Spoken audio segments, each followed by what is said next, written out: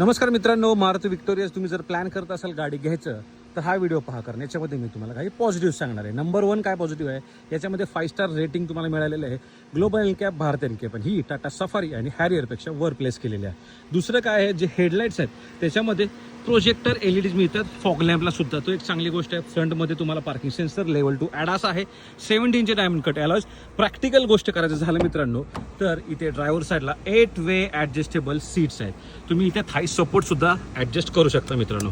त्याचसोबत practical steering आहे, tilt and telescopic, त्यामुळे कम्फर्टेबल पोझिशन तुम्हाला नक्की इथे पाहायला मिळणार आहे. डिजिटल मित्रांनो क्लस्टर मिळतं जे खूप सुंदर आहे आणि ऑटोमॅटिक AC अगदी बेस व्हेरियंट पासून देण्यात आलेला आहे. त्याचसोबत USB-C टाईपचे चार्जिंग ऑप्शन, टोटल 4 सॉकेट तुम्हाला इथे पाहायला मिळतात. 10 इंचाची टच स्क्रीन आहे. त्याच्यामध्ये मित्रांनो ही म्युझिक सिस्टीम बाय हरमन मिळते आणि पावर्ड बाय डॉल्बी ॲटम्स.